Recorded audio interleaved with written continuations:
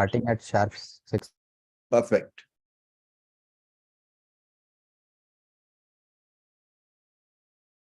पहले on करवा देना।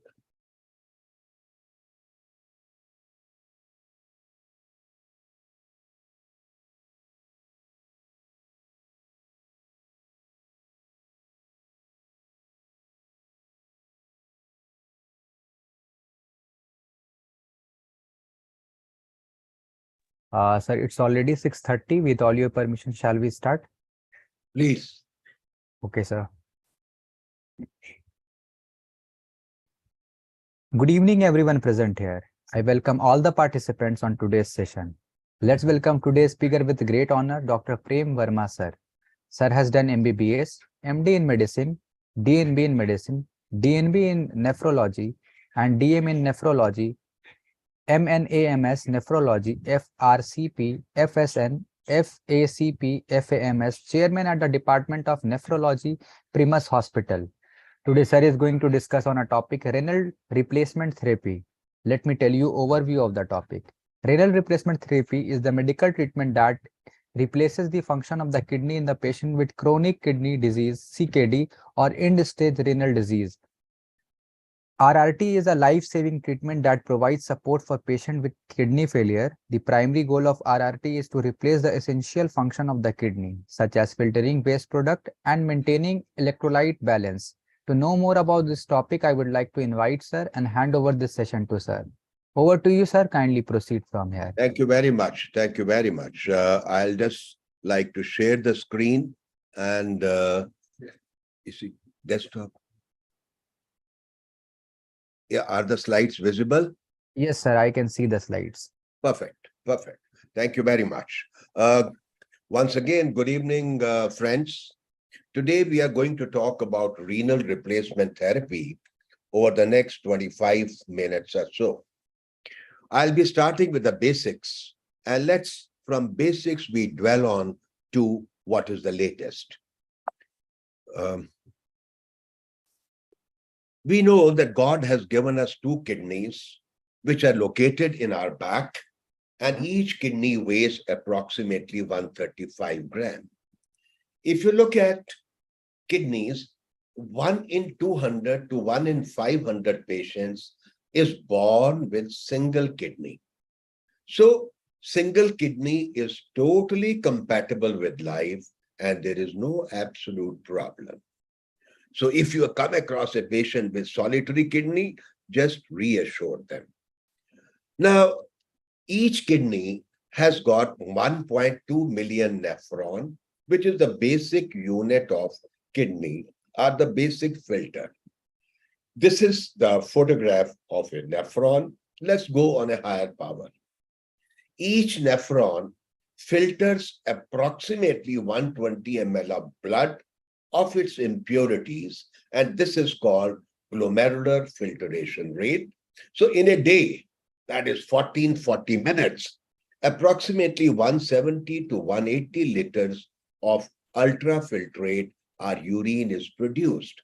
Keep in mind, 99% of this is reabsorbed and only 1.5 to 2 liters of urine only comes out.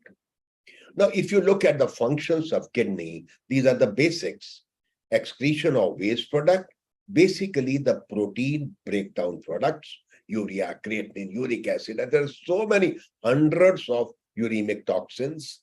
Maintenance of acid-base balance, because we know we produce organic acid equivalent to 1 milliequivalent per kg body weight, and this has to be balanced. This has to be neutralized. That is the job of kidney.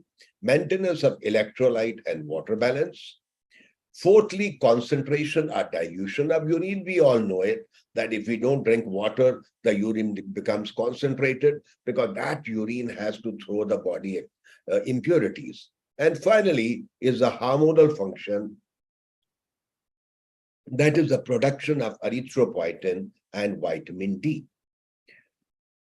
Let's say, what are the types of kidney failure? One is acute kidney failure, which develops over hours to days, and most of the time it is reversible. Today, we are not talking about acute kidney failure. Let's come to chronic kidney failure. What does it mean? If you look at the definition is any structural or functional abnormality in the kidney which is lasting for more than 3 months, irrespective whether the GFR is normal or low. I repeat, any structural or functional abnormality in the kidney which lasts for 3 months. It'll be interesting for you to know that it is always a progressive disease and generally irreversible. Suppose a person has got cyst in the kidney, which is there for more than 3 months, you will label him CKD. A person is having stone, which is lying there for 3 months, 6 months, he becomes CKD. If it is more than 3 months, any proteinuria, hematuria, which is persistent for over 3 months, you will call it CKD. Or the second definition will be when the GFR becomes 50% of normal, that is 120 ml, we said. If it becomes below 60 ml, it is called chronic kidney disease. Well, now we come to the equation. We will not go to the equation. Now, this was the classification of CKD, which was there till 2002. The kidney failure was divided into 5 stages. That is more than 90, 60, 60 to 90, 30 to 60, 15 to 30, and less than 15. Today, we are discussing kidney failure that is below 15, that is the stage 5. But this classification was revised by K. Doki in 2013, where they included couple of 3 more things basically. One, the stages remain G1 to G5, but stage 3 was divided into 3A and 3B. Albuminuria was added to the definition. Normal or mildly increased, that is less than 30 milligram, 30 to 300, more than 300 milligram per day. This is important because if you look at this beautiful graph, green means low risk, yellow means risk is higher, the peach color means risk is even higher, red means it is a high risk. So therefore, this graph or this cartoon also gives you message when to refer a patient to nephrologist, a common question. So what is it showing? The red area means refer a patient to nephrologist. That means if the proteinuria is not there, you can refer a person in stage 4 or 5. But if a person has got proteinuria 330 to 300, you refer him in stage 3. And if a person 3B, if a person has got more proteinuria in stage 3 also, you will have to refer it. So this is only showing less than 60 means CKD and less than 15 is stage 5 or end stage kidney failure. Today we are talking about mostly about, and this is again just to say 1, 2, 3, 4, 5. You must know that. And you should know stage 3 is pretty common. 4% of Indian population has got CKD. That means if you take a population of India as 140 crore, so logically you can imagine how much 144%, almost 6 crore people are having CKD. Well, if you come to know, you analyze what is the cause of CKD, the commonest cause of CKD is diabetes followed by hypertension. These two account for 72% of cases of CKD. If you look at the diabetes prevalence, you all know, you are all wise people, that the prevalence of diabetes is 8.8% among adult patients all over the world. The 3 countries top in diabetes figure is China, India, and US. They are the 3 top countries. And in India, today we have got 77 million diabetics, which is projected to double almost by 2045. So that is the magnitude. So diabetes is increasing. Likewise, the hypertension. It is said 1 in 4 men in India or 1 in 5 women in India have hypertension. This is the WHO figure of 2018, that the prevalence of raised blood pressure among adults over 18 years in India is 24%, very high. You also know that the life expectancy of Indians is going up. Today, it is 70 years. So therefore, with increasing life expectancy, with increasing epidemic of diabetes, with increasing hypertension, you know that the prevalence of CKD is gradually going to increase. Now, when should you suspect that a patient has got CKD or kidney failure? These are just 2-3 slides I want to show you, that whenever you find a person is pale, he is passing less urine, he is anemic, that he has got loss of appetite, there is, because of blood pressure, there's headache or visual disturbances, the urine is foamy or there's a blood, the skin becomes dry or scaly, person is tired, feeling lack of energy, swelling over the legs, start thinking, does he have kidney disease?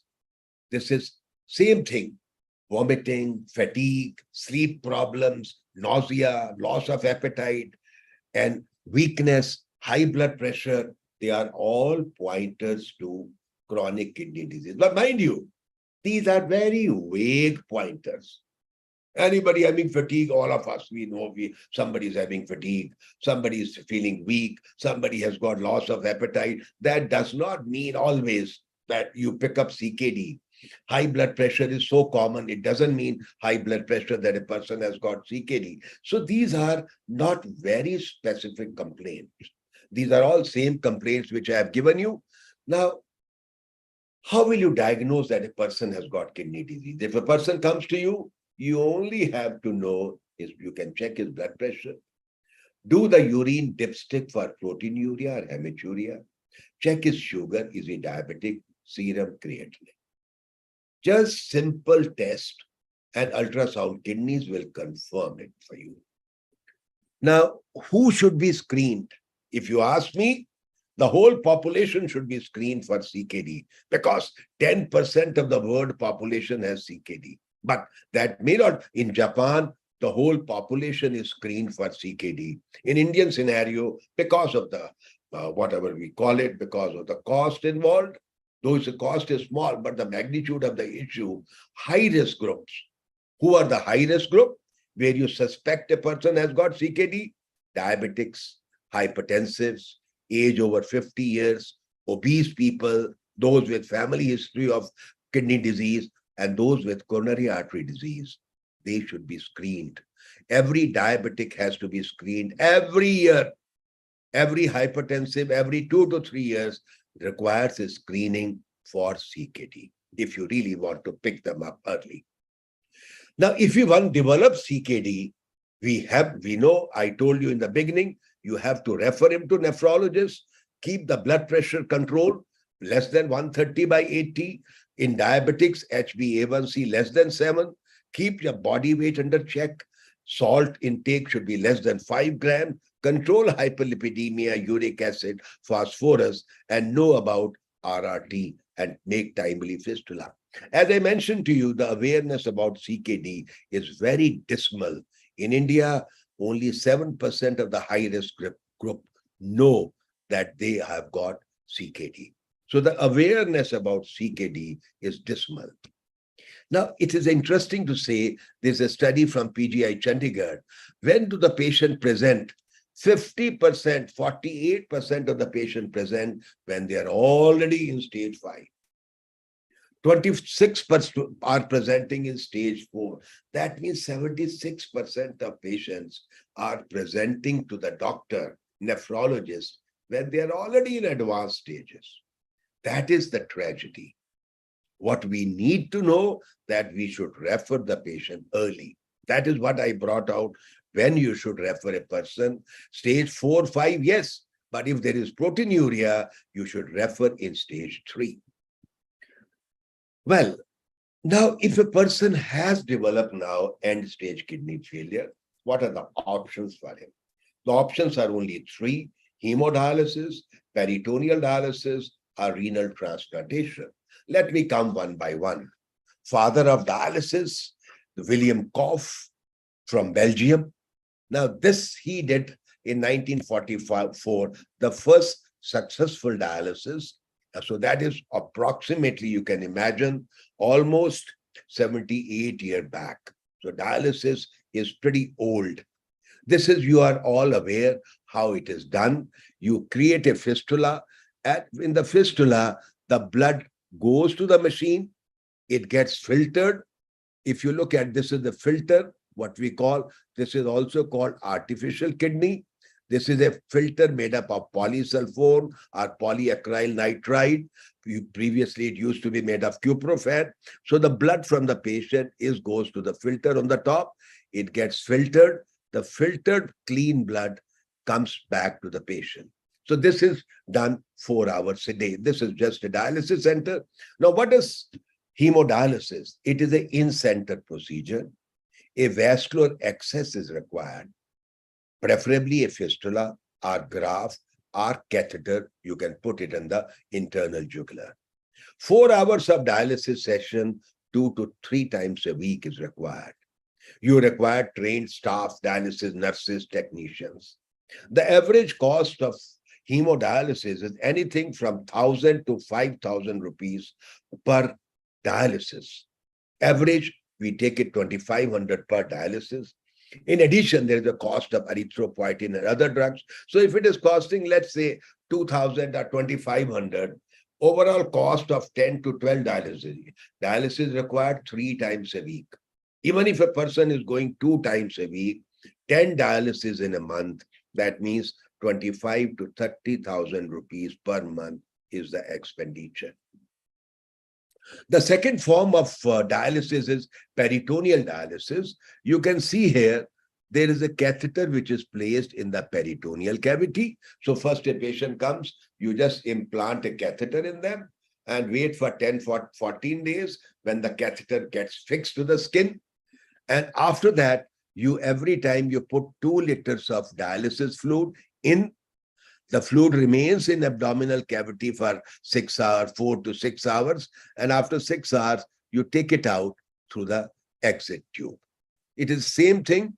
The other type of catheter, you put it in the peritoneal cavity, put 2 liters fluid here, it goes in, you clamp it, patient keeps moving, child goes to school. In the morning, you put it. When he comes back from school at 2 o'clock, just empty it. This is emptied, again you fill it. So in the night before sleeping, he will just empty it and refill it. So you require 3 to 4 cycles. Now, this is to be done at home by self or by attendant after 4 to 5 days of training only. No hospital visit, no technician, no nurse is required. 3 to 4 exchanges per day. Each exchange will take 30 to 40 minutes. 10 minutes, fluid andar jayega. 20 minutes will take to come out, and they put an additional 10 minutes, 30 to 40 minutes, you put 1 cycle. If he has to do 3 to 4 cycles a day, you can understand 2 to 2.5 hours he has to spend. There are patients who cannot do it. So there is a machine cycler, which costs around 3.5, 4 lakh. They put it on near the bedside. The size is of a printer. Now, the fluid is put there, computer, you just put it, that automatically pushes the fluid, takes it out, and a machine does it. You don't have to do anything. Now, the cost of this is again similar, 25 to 30,000 a month. Both are equal.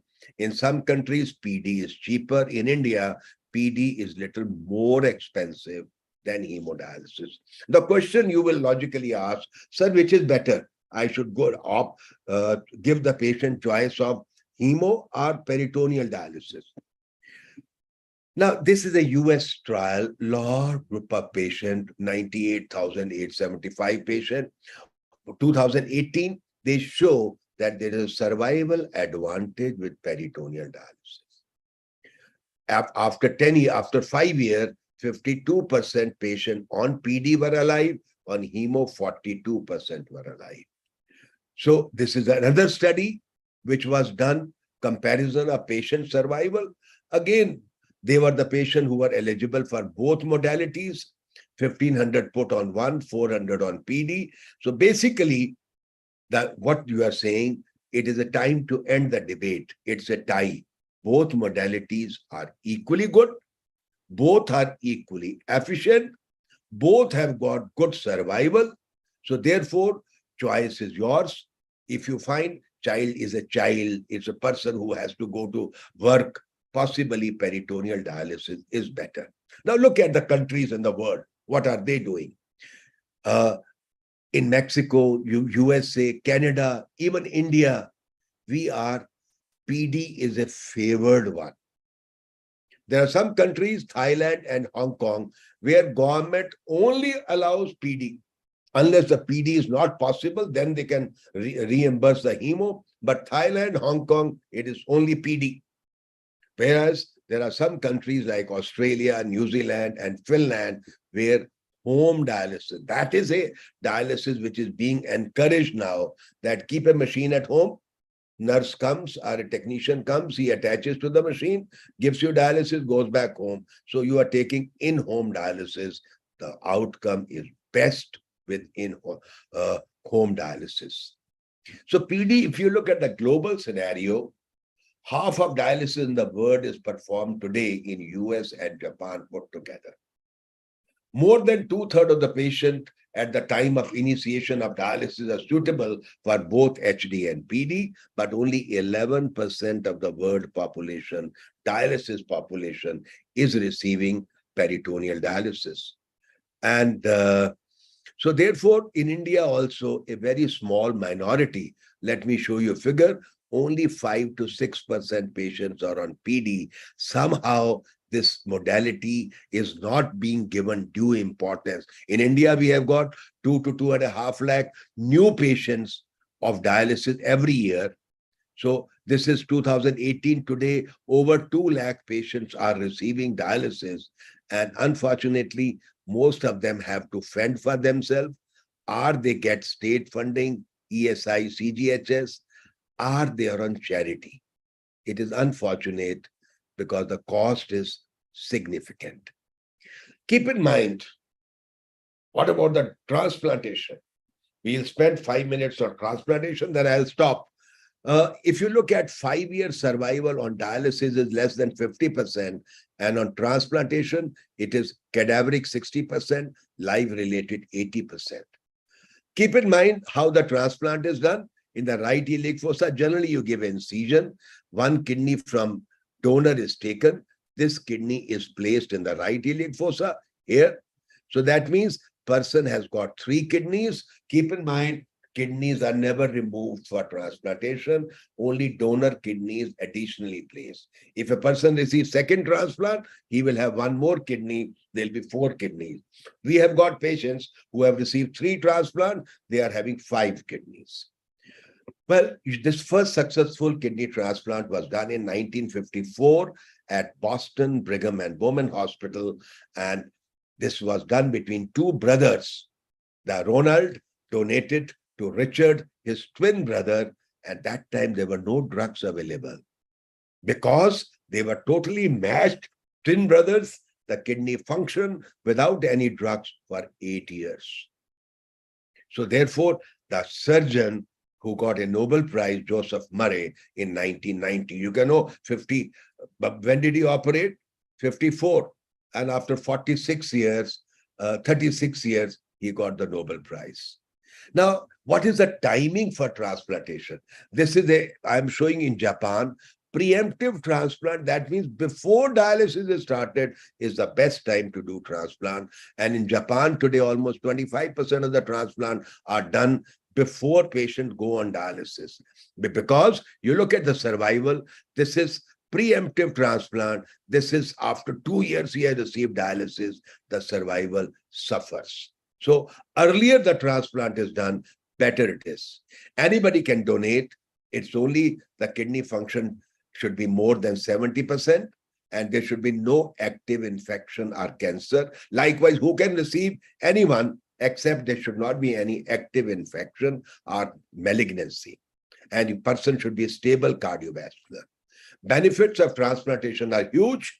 Better life expectancy, better quality of life, better cardiovascular benefit, socioeconomic benefit. And even if you look at the cost, I will not go in the details because of paucity of time. After 2 years, whatever transplant you are spending 5 to 6 lakh, this is equivalent what you will spend on dialysis. So after 2 years, the transplant becomes cheaper version. So this is only a global chart what we show. The green is the best late start of dialysis, and what you say, yellow shared decision, PD, home PD, red is the worst, hospital, in-hospital dialysis is most expensive, and it is better to have home things, and transplantation is the best option. There are strategies to increase. I think you can tell me whenever to stop, I'll stop. Because despite being transplant, there are no donors many times. So how to increase the donor pool? There are 3 ways. ABO incompatible transplant, once it was absolute contraindication. Today, Japan is a leader. Today in India, also we are doing a lot of ABO incompatible transplant. If you look at the survival, 98% compatible, 96% ABO incompatible. So it is not bad. The infections may be little more or rejection, but overall outcome is not bad. So ABO incompatible is an option. Cadaveric transplant, unfortunately in India, we are lagging behind, and we will not go into the type of, there are so many donors, 1 lakh potential donor, they get wasted. So there are countries we have presumed consent. A person dies, it is presumed that the organs will be taken, but we have got all informed consent. There are certain countries, what you see, I'm showing Spain, Austria, Portugal, Belgium, France, Italy, Finland, Norway, where kidney will be taken. It is presumed that the consent is there. So this is in army, but once we called, they're all army officers' daughter, whether Priyanka Chopra, or Gulpanag, Aishwarya Rai and all. So they only propagated that be a potential donor and give organ to other. Look at Spain and USA. There is so much of organ donation rate. In India, we are piddly 0.5 per million we are donating. And third very good option is kidney swab. Your blood group doesn't match, donor A gives to B, B gives to A, so that wherever there's matching of blood group, this is the best option, kidney swab, that should be encouraged. And Ahmedabad is taking a lead where 10% of the transplants they are doing are swab transplants. Keep in mind, I'm just projecting a slide. This is a 25-year follow-up of donors. And this is a Sweden study, and you find donors who have donated kidney, they live longer than people who have not donated. It is not that because of donation, they become longer, life becomes more. No, it is because the donors are selected. They are the best people. No diabetes, hypertension control, and so good kidney function. Therefore, their survival is better. I think I will stop here, because the time is not there. If the time permits, I can keep talking. I'll stop here just to mention the renal replacement therapy is of either you give peritoneal, hemodialysis, both are equally good. The best way is kidney transplantation. That is the best modality of renal replacement therapy. The only thing, you have to have a donor. If you don't have, blood group doesn't match, it is better to have a paired donation. And in India, we should encourage cadaveric donation, and that is the best form. This is only keep fit, that if you keep fit, logically less salt, fruits, keep your blood pressure, no smoking, no over-the-counter drug, you will keep healthy. Last slide, the pig kidney transplanted has been done. The pig kidney has been transplanted in human, so there is a future for that. They delete a gene from pig alpha, which is called immunogenic gene. That is a part. And third, lastly, the kidney project, which is occurring in US, where no dialysis, no transplant, no immunosuppressive. This is the artificial kidney, which is being generated by nanotechnology. You take a blood, filter it, and the urine comes in this, and this is the time that people will keep moving around with this artificial kidney. Thank you very much. I stop here.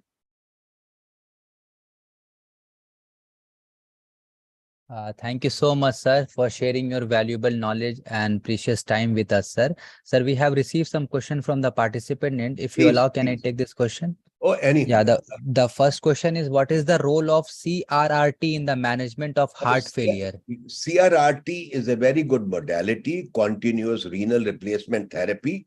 This is a good modality, but its role, I will just stop sharing the slide. I don't know how to do it. I'll stop share. Yeah. So now this is better. Now, so CRRT is a modality for temporary, that is for acute kidney failure, not for chronic kidney failure. Whenever in ICU or such setting where a person is hemodynamic compromise or a person has got liver failure, where there is brain edema. So that is a continuous renal replacement therapy. BP is low, you can use it. Not for 1, 2 days, 3 days, 4 days, 5 days together till the kidneys recover function.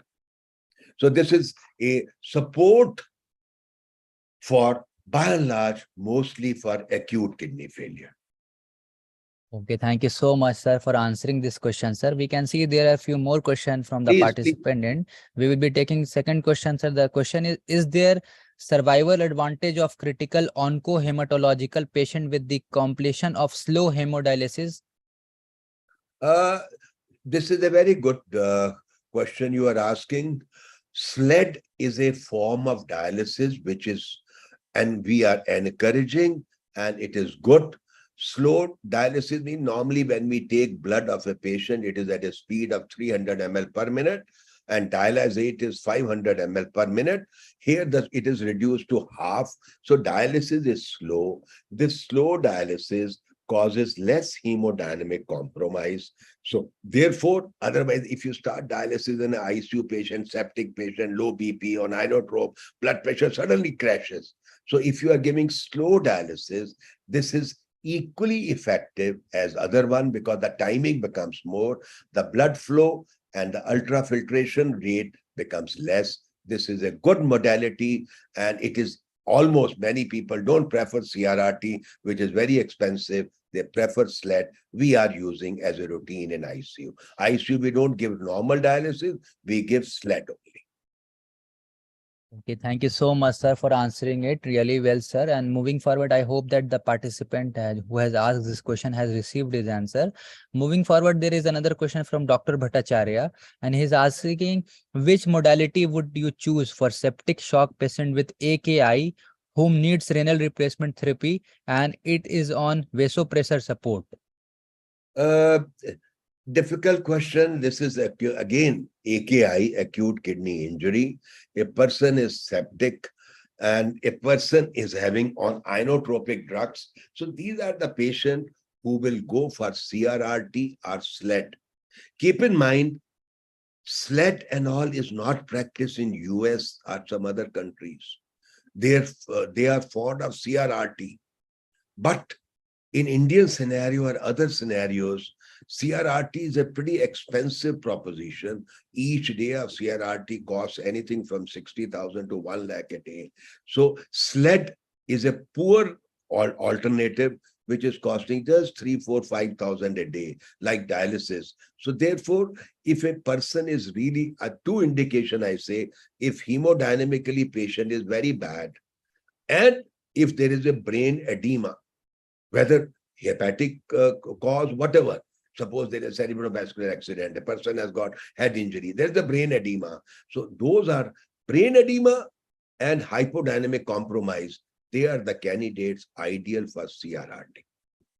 If there is no brain edema, otherwise person is only septic, only BP is low, you can go ahead with SLED also. Thank you so much, sir, once again for answering this question. We will be taking last question for today's session. And the last question is from Dr. Shad Ahmed. And he's asking which condition are associated with nephrogenic diabetes insipidus, that is DI, related to hypernatremia? Which condition? Yes, sir, are associated with nephrogenic diabetes insipidus. Nephrogenic diabetes is a different entity that you are saying some drugs also cause. That means the concentrating power of the kidney is gone. Once the concentrating, many drugs cause it. So if the concentrating power of the kidney, it is something like tolvaptan, what you are using at times. So because then the person is losing a lot of water, and they are the patient, if they are not replenished, they can go for hypernatremia, they can develop. So it's a different ball game altogether. So in those scenarios, you have to stop that patients do not have nephrogenic diabetes insipidus. So that is the time you might have to give vasopressin to them, so that they, by inhalation or other ways, so that you can stop this water loss and you can check what a person is developing that. Okay, thank you so much, sir, for answering all the questions, sir. As I can see, there is no more question from the participant end. As there is no more question, but I can see there is one feedback from Dr. Saurav Agarwal. He has written very well presented and excellent talk. Thank you so much for the Thank you session, so much. sir. Very kind Yeah. of you. It's a pleasure always to talk to all of you. Thank Yeah, you. sir. And I would like to thank you also for taking out your precious time on our platform, sir. And as there is no more question, we are concluding today's session and hope to see you again with different topic in coming time, sir. And take care of yourself, sir. Have a Thank you great very much.